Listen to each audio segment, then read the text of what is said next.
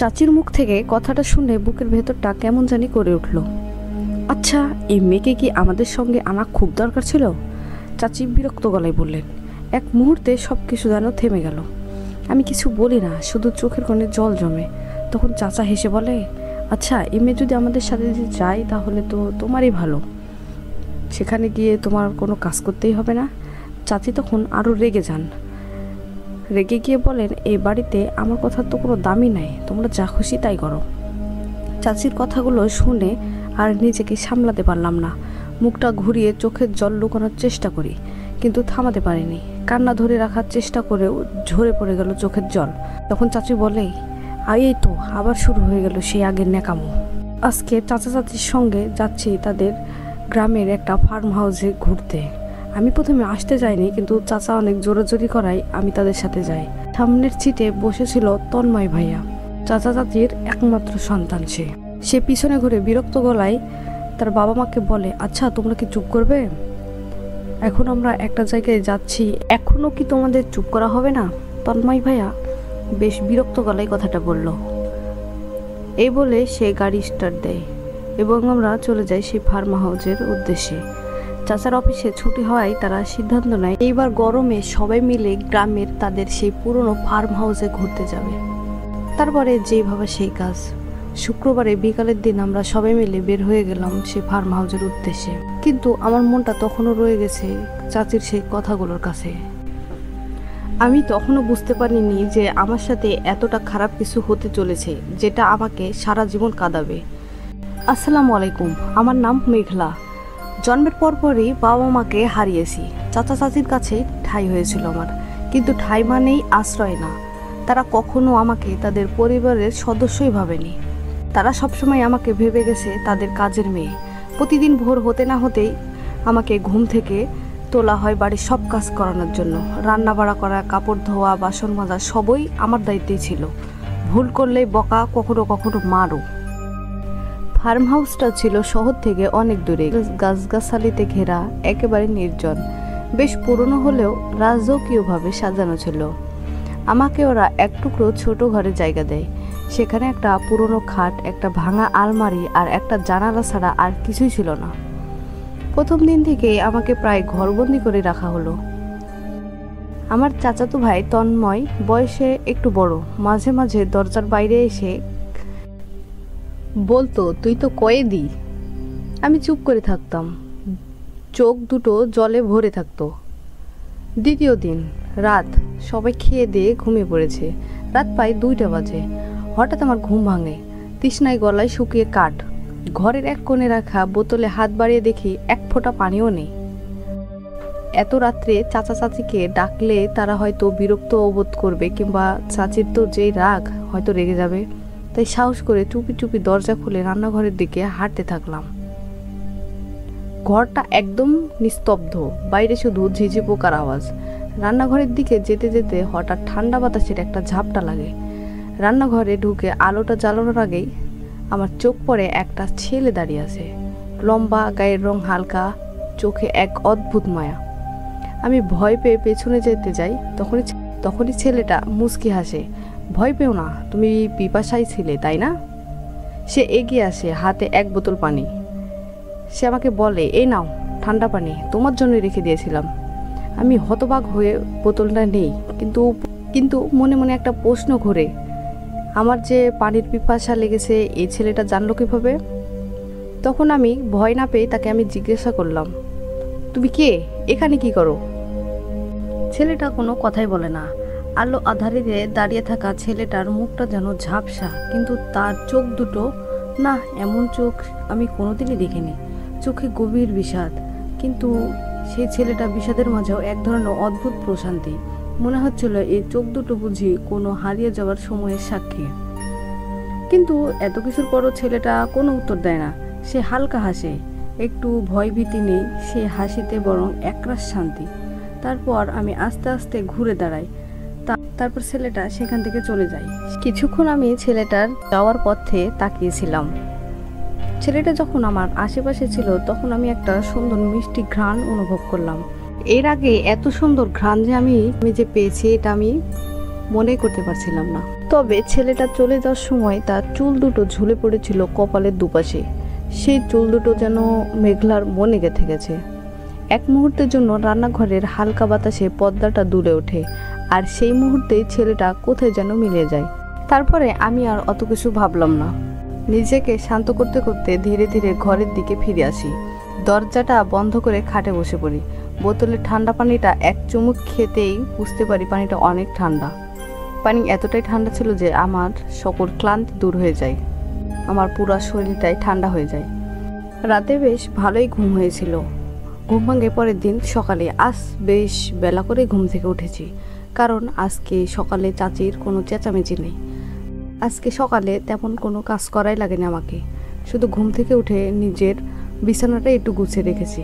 তার কারণ ফার্ম হাউসে অনেক কাজের লোক আছে, যার কারণে এখানে এসে আমি বেশ স্বস্তিতেই আছি। চাচা চাচি আর তন্ময় ভাইয়া আজ সকাল সকাল বেরিয়ে যায় কাছাকাছি একটা পর্যটন স্থলে ঘুরতে। যাওয়ার সময় তারা আমাকে একটা কথাই বলে, আমি যেন রুম থেকে না বের হই।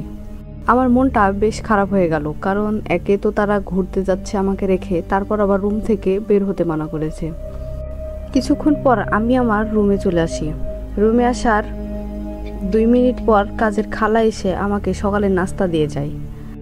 সকালের নাস্তা খাওয়ার পরে আমি আমার জানালার পাশে কিছুক্ষণ বসেছিলাম। কিছুক্ষণ বসে থাকার পর হঠাৎ করে আমার চোখে পড়লো ফার্ম হাউসের ঠিক সামনের বাগানটার একটা কর্নারে একটা দোলনা টাঙানো আছে। তখন আমার অনেক মন চাচ্ছিল দোলনাটার কাছে যেতে, যেই ভাবা সেই কাজ। আমি দ্রুত রুম থেকে বেরিয়ে যাই। বের হওয়ার পর আশপাশে ভালো করে লক্ষ্য করি কোনো কাজের খালারা আছে কি। আমি দেখি সেখানে কেউ নেই। সেই সুযোগে আমি দরজাটা খুলে চুপি চুপি বের হয়ে আসি ঘর থেকে। স্যান্ডেল না পরে নরম ঘাসের উপর দিয়ে হেঁটে চলে যাই দোলনার কাছে। চারপাশে কেউ নেই, শুধু আমি আর পাখিদের ডাক। সূর্যের আলোয় চারপাশটা ঝকঝক করছে, বাতাসে হালকা শীতলতা। আর সেই দোলনার দিকে তাকিয়ে থাকতে থাকতে আমার মনটা অনেক আনন্দে ভরে ওঠে। দোলনায় বসে পড়ি আমি। আস্তে আস্তে পা দিয়ে ঠেলে দোলনা খেতে খেতে থাকি। বাতাসে চুল খুলে যায়। আমি চোখ বন্ধ করে অনুভব করি এর যেন এক নতুন জগতে চলে এসেছি। কতদিন পর যে নিজের মতো করে একটু বসেছি, একটু হাসা, একটু অনুভব করা, আর আমি নিজেকে এই আনন্দের কাছ থেকে আটকাতে পারিনি। আজকে কোনো কাজ নেই, কোনো গলা চড়া নেই, কোনো শাসন নেই, শুধু একটা দুলে যাওয়া সুখ।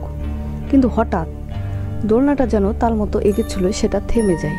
না না, হঠাৎ না, একদম হঠাৎ করে ঠাস করে থেমে যায়, যেন কেউ পেছন থেকে চেপে ধরেছে। আমি আটকে উঠি, পিছনে তাকাই, কিন্তু কেউ নেই। কিন্তু আমার ঘাড়ের পেছনে একটা ঠান্ডা নিঃশ্বাসের স্পর্শ টের পাই। বাতাসে থমকে গেছে যেন। আমার চোখ ছানা বড়া হয়ে যায়, বুক ধড়পড় করতে থাকে। আমি আস্তে আস্তে উঠে দাঁড়াই, কিন্তু পেছনে ফিরে দেখি কেউ নেই। দোলনাটার নিচে ঘাসের ওপর দুটি পায়ের ছাপ দেখতে পাই, তাজা ভারী, যেন কেউ ঠিক এখানে দাঁড়িয়েছিল। আমার পা হঠাৎ ভারী হয়ে যায়। আমি যেন দাঁড়িয়ে থাকতে পারছিলাম না, নড়তে পারছিলাম না। দোলনার নিচে পায়ের ছাপ দেখে আমি স্থির হয়ে দাঁড়িয়েছিলাম। শরীর জুড়ে যেন একটা বরফ ঠান্ডা ভাব ছড়িয়ে পড়েছে। ঠিক তখনই আমার কানের পাশে কেউ যেন এক কাঁপানো নিঃশ্বাস ভেসে আসে। একটা মৃদু কিন্তু একেবারে কানের ভিতরে ঢুকে যাওয়া গলা ফিস ফিস করে বলে ওঠে, তুমি এত ভীতু কেন মেঘলা? আমি আর দম নিতে পারলাম না, ঠোঁট কাঁপে। আর সেই ঠান্ডা নিঃশ্বাসের সঙ্গে মিশে আসে এক অদ্ভুত মিষ্টি গন্ধ, এতটাই মিষ্টি যেন শিউলি ফুলের মতো, কিন্তু তাতে মিশে আছে পুরনো ধুলোর ছোঁয়া। আমি আর সেখানে দাঁড়িয়ে থাকতে পারলাম না। হঠাৎ ঝড়ের মতো উঠে দাঁড়াই আর দৌড়াতে দৌড়াতে ঘরের পাশ দিয়ে একেবারে বাড়ির ভিতরে ঢুকে পড়ি। আমার বুক ধকধক করছে আর শ্বাস চলছে জোরে জোরে। নিজের ঘরে গিয়ে দরজা বন্ধ করে দিই। কাঁপতে কাঁপতে মেঝেতে বসে পড়ি। বুঝতে পারছি না আমি যা শুনলাম, যা দেখলাম তা কি সত্যি নাকি আমার কল্পনা।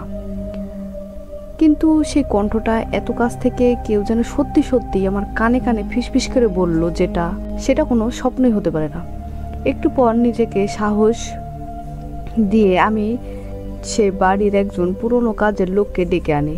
নামটা ছিল সুরমা। বয়সে 60 পেরিয়েছে। আমি তাকে খালা বলেই ডাকছি। এই ফার্ম হাউসে সে বহু বছর ধরে কাজ করে। আমি কাঁপা কাঁপা কণ্ঠে তাকে সব কিছু খুলে বলি। খালা জানো, কিছুক্ষণ আগে আমি এই সামনের বাগানটাতে দোলনা খাচ্ছিলাম। হঠাৎ করে দোলনাটা যেন থেমে যায়। আমি অনুভব করি কেউ যেন আমার আশেপাশে আছে, আর আমি কিছু অদ্ভুত ছেলের কণ্ঠ শুনতে পাই। তারপরে আমি কিছু না ভেবেই সেখান দৌড় দিয়ে পালিয়ে আসি। সব শুনে খালা কিছুক্ষণ চুপ থাকে। তার মুখে কোনো বিস্ময় নেই, বরং মনে হলো সে যেন এসব আগে থেকে জানতো। কিছুক্ষণ চুপ থাকার পর সে বলল, তোমার চাচা না তোমাকে রুম থেকে বের হতে বারণ করেছিল? তুমি হয়তো ভুলে গেছো, কিন্তু কথা ছিল তুমি বাইরে বের হবে না। আমি কিছুক্ষণ চুপ থাকি। মাসি হালকা হেসে বলল, এ বাড়ির কিছু জিনিস, কিছু স্মৃতি সবাই সহ্য করতে পারে না মা, তাই সাবধানে থাকতে হয়। কিন্তু আমি বুঝতে পারি খালা ইচ্ছে করে সবটা বলতে চাইছে না, কিছু একটা আছে যা গোপন করা হচ্ছে। বিকেলে চাচা চাচি আর তন্ময় ভাইয়া ফিরে আসে। কাজের লোকেরা চুপচাপ সব কথা বলে দেয় চাচিকে। তার পরপরই শুরু হয় ঝড়। চাচি একটুও সময় নষ্ট না করে আমাকে রুম থেকে টেনে বাইরে নিয়ে আসে। তারপর সকলের সামনে উঠোনের মাঝখানে দাঁড় করিয়ে বকাবকি আর অপমান করতে থাকে।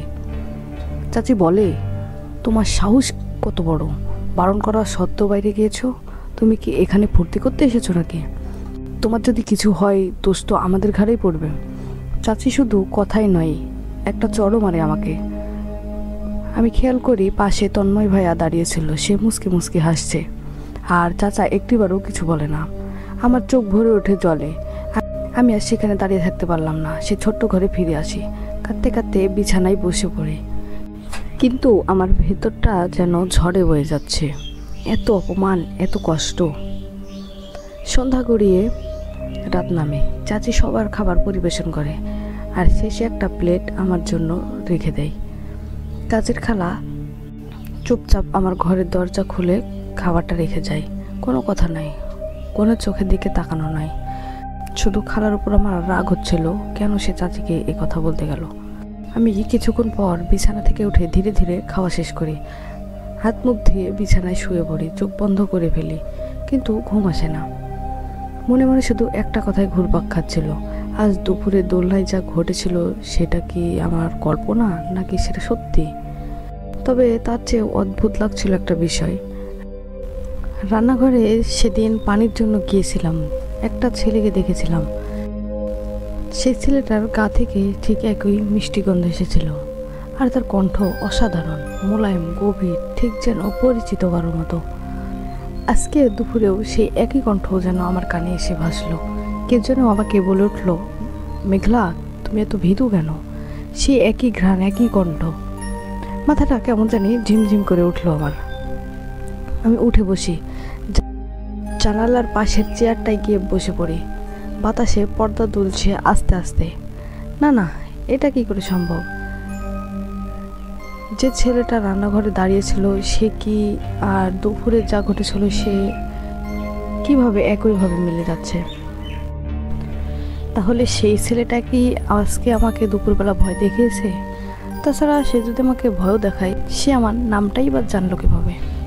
যাই হোক, হয়তো ভুল দেখেছি, হয়তো ক্লান্তি, হয়তো ভয়টাই শুধু ভয় নাই, ভয়টার পেছনে লুকিয়ে আছে কিছু রহস্য। আমি চুপচাপ বিছানায় এসে শুয়ে পড়ি। নিজেকে বুঝাচ্ছি সবটা কল্পনা, ক্লান্তির ফল, কিন্তু ঘুম আসছে না। বেশ কিছুক্ষণ চোখ বন্ধ করে রাখার পর হঠাৎ ঘরের দরজায় এসে কে যেন ধীরে ধীরে ধাক্কা দিচ্ছে। আমার শরীর ঠান্ডা হয়ে যায়। আমি বসে পড়ি, আস্তে আস্তে করে দরজার দিকে তাকাই। দরজা ফাঁক দিয়ে এক হালকা ছায়া দাঁড়িয়ে আছে ঠিক সামনে। এত স্পষ্ট নয়, কিন্তু বোঝা যায় কেউ একজন ওখানে আছে। আমার বুকের ভেতরটা ধড়ফড় করতে শুরু করে। আমি প্রথমে চিৎকার করতে যাই, কিন্তু গলা দিয়ে কোনো শব্দ বের হয় না। কে কে ওখানে? আমি জিজ্ঞেস করি, গলা শুকনো, কাঁপা কণ্ঠ। কোনো উত্তর নেই। তবুও আমি সাহস করে ধীরে ধীরে দরজার দিকে এগিয়ে যাই। হাত বাড়াই লকে। হাতটা কাঁপছে, কিন্তু ভয়কে উপেক্ষা করে আমি দরজাটা খুলে ফেলি। সামনে কেউ নেই, শুধু হিমের বাতাস ঢুকে পড়ে ঘরের ভেতর। ঠিক তখনই আমার ঘাড়ের পাশে কেউ যেন নিঃশ্বাস ফেলে, ঠান্ডা, ভারী, একেবারে ঘাড়ের ওপর। আমি স্থির হয়ে যাই, হাঁটু কাঁপে। আর ঠিক সেই সময় একটা কণ্ঠ ফিসফিস করে আবার সেই একই কথা বলে ওঠে, তুমি এত ভীতু কেন মেঘলা? যেন কেউ আমার খুব কাছে দাঁড়িয়ে আছে। আমি চিৎকার করে উঠতে চাই, কিন্তু গলা দিয়ে কোনো শব্দই বের হয় না। চোখ ছানা বড়া, নিঃশ্বাস আটকে যায়। আমি ছুটে আসি ঘরের ভিতর, দরজাটা বন্ধ করে দিই ঠাস করে। তারপর সজোরে পিছনের দেয়ালে হেলান দিয়ে পড়ি। দরজার গায়ে কপাল ঠেকিয়ে কাঁপতে থাকে। কিছুক্ষণের মধ্যে ধীরে ধীরে বিছানায় চলে আসি। চাদরের মধ্যে যেন একটা নিরাপদ পৃথিবী। ঘুম আসে না, কিন্তু চোখ বুজে রাখে। তবুও ঘাড়ের পেছনে এখনো মনে হয় কেউ দাঁড়িয়ে আছে। আর কানটা শুনতে পাই ফিরে ফিরে সেই একই কণ্ঠটা, তুমি এত ভীতু কেন মেঘলা? এই কথাটা যেন বারবার আমাকে ভাবাচ্ছে। ঘুমের মধ্যে কেটে গেল একটা রাত, কিন্তু ঘুমটা ছিল অস্বস্তি, অস্পষ্ট স্বপ্নে ভরা, যেন কেউ পাশে বসে নিঃশ্বাস ফেলছে পুরোটা রাত। সকাল হতেই আমি ঠিক করলাম আর না, এই ভয়, এই অজানা ছায়া, এই সব একা বয়ে বেড়ানো যাবে না। আমি সোজা চলে গেলাম রান্নাঘরের পেছনের কোণের দিকে, যেখানে খালা মানে সুরমা খালা রান্নার কাজ করছিল। আমি তার একটা হাত ধরে ঘরের এক কোণে নিয়ে গেলাম, চোখে জল, গলায় ভয়। খালা, খালা, আমি আপনাকে কিছু বলবো, কিন্তু চাচিকে বলবেন না প্লিজ। আমি খুব ভয় পাচ্ছিলাম। সুরমা খালা আমার চোখের দিকে তাকালেন, কিছু একটা বুঝতে পেরেছি মনে হয়। আমি এক নিঃশ্বাসে সব বলে দিলাম। রাতের সেই ছেলেটা, দোলনাটা, থেমে যাওয়া দরজার ছায়া, সেই গন্ধ, সেই কণ্ঠস্বর, সব কিছু সব শুনে সুরমা খালা স্তব্ধ হয়ে গেলেন কিছুক্ষণের জন্য। তারপর নিচু গলায় বললেন, তুই ঠিকই দেখেছিস মা, তুই পাগল হোসনি। এই ফার্ম হাউসটা, এই বাড়িটার উপর একটা ছায়া আছে অনেক বছর ধরে। আমার মুখ ফ্যাকাশে হয়ে গেল। কি ছায়া খালা? সুরমা খালা আসতে বললেন, তোমাকে এত কিছু না জানলেও চলবে। তখন আমি বললাম, খালা আমি এখানে থাকবো না, আমি যাচ্ছি রুমে।